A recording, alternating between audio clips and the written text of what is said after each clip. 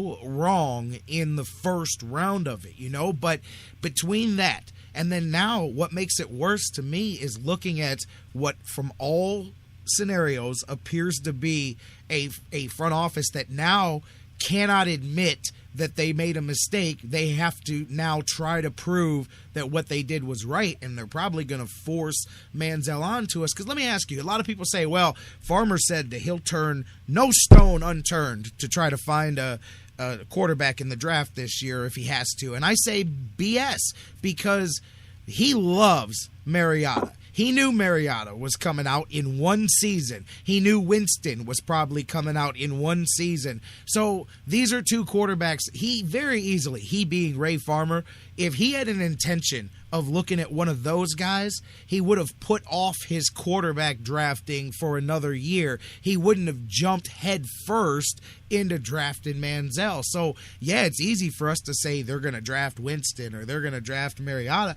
I say they can't, because if Ray Farmer looks at Jimmy Haslam and says, we got this wrong, Ray Farmer is potentially risking his own neck by admitting that he screwed up in the first round of the draft. Even if it was Jimmy's call, Jimmy's not going to hold Jimmy responsible for it. He's going to say, well, Ray, your job is to say, Jimmy, shut up. He's not a football player. Instead, you went and drafted the guy. So Ray Farmer now can't admit that he made a mistake because he would be putting his own job in jeopardy. So instead, we're going to force the issue next season, and how much that undoes the progress that you just talked about is what's left for grabs, because you can't possibly think that there's a good ending to Johnny Manziel being the quarterback next year. Well, that's why there's a schism in this organization, because you have several factions with different beliefs. Yep. One faction is Jimmy Haslam. He has a belief system not firmly based in football. Then there's Ray Farmer. He has a belief system of, it took me so long to get this job, I can't give it up now. And then there are the mavericks within the organization, like Dow Loggins, like Shannon, who believe that, if it ain't right, I'm going to fix it. But since I can't fix it, I'm going to bounce. And that's what Shanahan did. He didn't need the dysfunction in his life. But see, Dow Loggins, nobody wants him. Nobody heard of him. If I was going to get a quarterback guru, I'd get a Hall of Famer somewhere. Excuse me. I'm still a little sick here.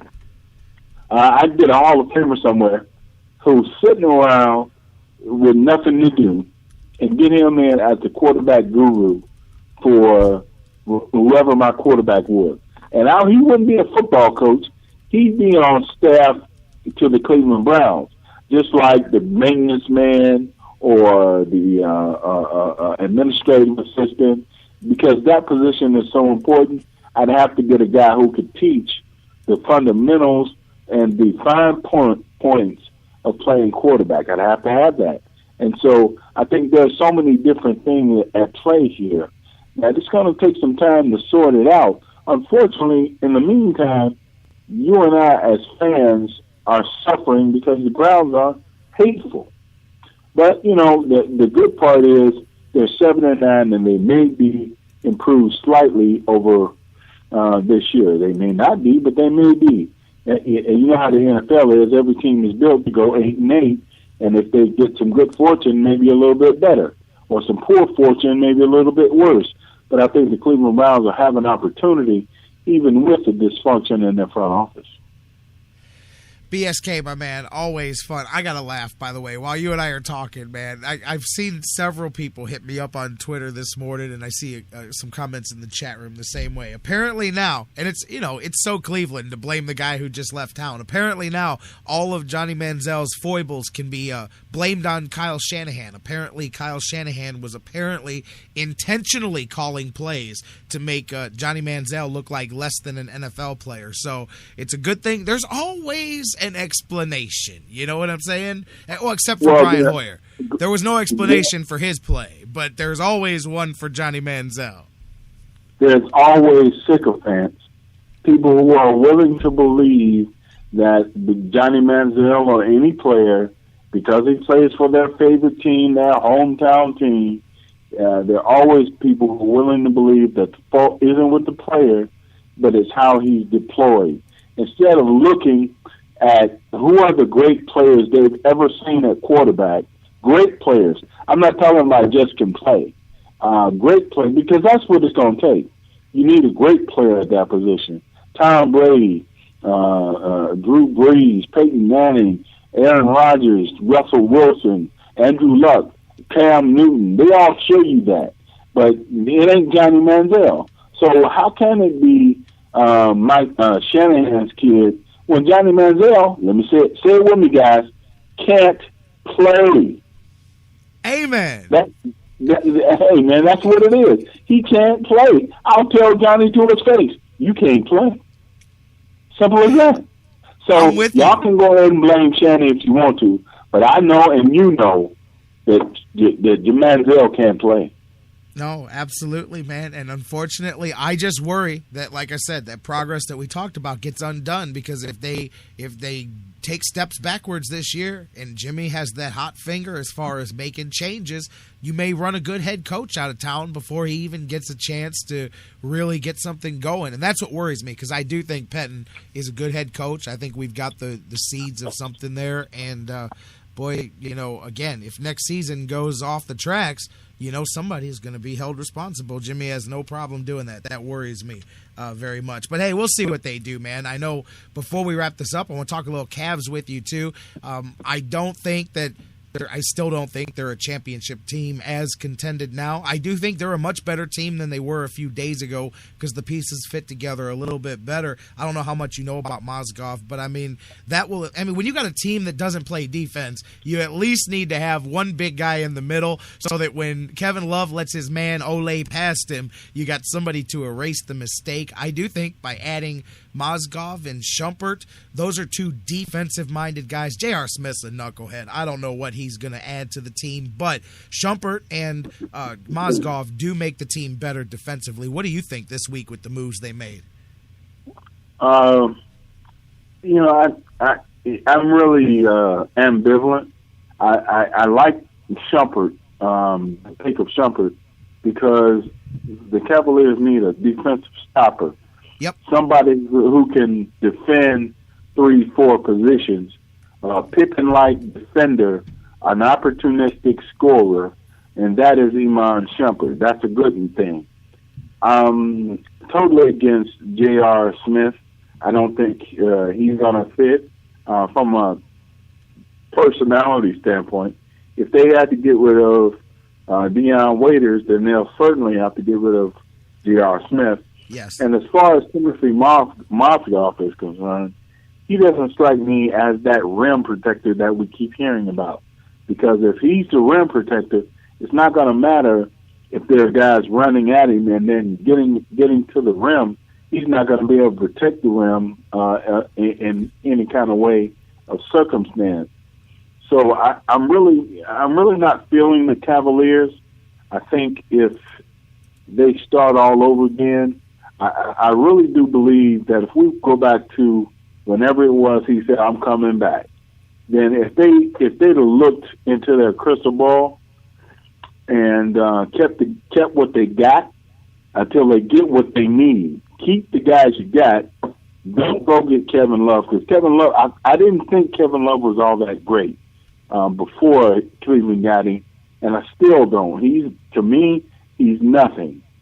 But, I'm kind of, like I said, I'm kind of lukewarm on it. They'll have to show me no defensive stoppers, no rim protectors, no true rim protectors, no really effervescent talents on this basketball team. LeBron James isn't what he was. He's not the LeBron of last year even. Not the LeBrons 4 years ago, which lead to the rumors of, HGH, is he stopping? Is he what? I had a guy call me and tell me that the HGH is a factor because they're testing for it this year. And so if you see a significant drop-off in ability, that is probably one of the reasons why. So there are those whispers out here, and it's going to take some time for him to regain a measure of his old strength back. And, I don't know what's real and what's not. All I know is this team that was supposed to just walk out on the court and win a championship is nowhere close to even being the best team in the Eastern Conference. So they got some work to do. I'm not sure that these moves will get it done, but we'll see. Yeah, absolutely. Like I said, they're not a championship team. I think they're better than they were a few days ago. They've still got a whole lot of work to do. Funny you say that about the HGH, because I've talked about that a little bit. Before the season, I was told, just talking to some guys, watch changes in all around the league now that that's out there. And here's something for people that go, well, I don't know about this or that. One thing that is a telltale sign about HGH that's different than other PED use is when guys get off, they'll actually shrink a half inch to an inch or so, some people even a little bit more, because it extends everything. All your muscles and everything lengthens, so you actually grow anywhere from, like I said, some people will grow up to an inch and a half or so while they're using it, and then they'll slowly shrink back down. Hulk Hogan, a big proponent of that. You'll notice the Hulkster's lost about 2 inches from when he was at his peak. It's because that's the difference of what that does. But anyways, keep an eye on that, because you're not the only one that's talked about that. But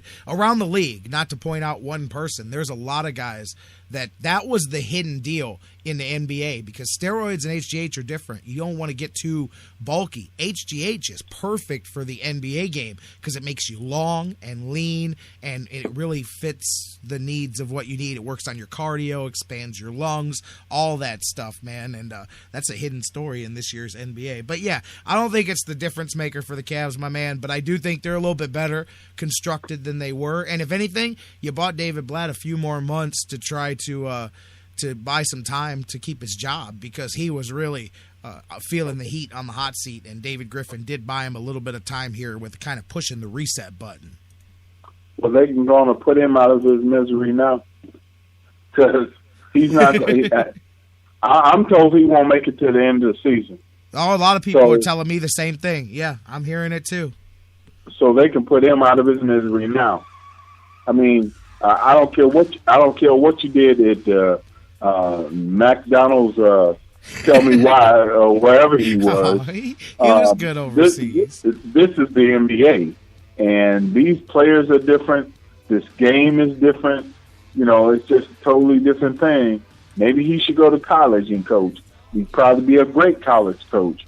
But these are not college players, and the attitudes, the imperatives, the goals are different. So I think they need an NBA coach, even a young NBA coach.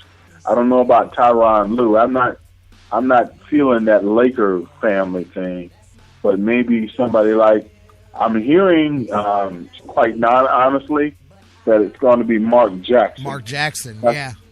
That's what I hear. But Mark Jackson turned the job down before, so we'll see. We'll see, my man, the BSK. Great conversation. Good little extended talk. We haven't had a chance to talk in a couple of weeks. And let's catch up next week, see if the Buckeyes win that national championship, my man. All right, J-Rock. You take care, my friend. You too. BSK, Kendall Lewis. You guys can tweet with him at the BSK Says. Check him out on his podcast, thebsksays.com. And, of course, catch him here on the Sports Fix. Kendall, you have a good one. Enjoy the game, my man. All right, you too, J-Rock.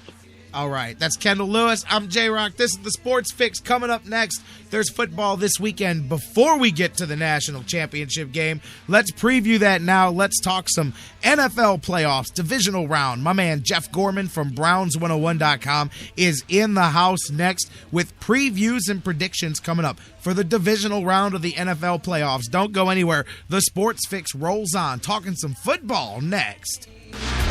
All these strange relationships really gets me down. I see nothing wrong with spreading myself around. Everybody's talking all this stuff about me. I'll tell you what you're gonna do, brother. You're gonna listen to the Sports Fix, 'cause Yoda said so.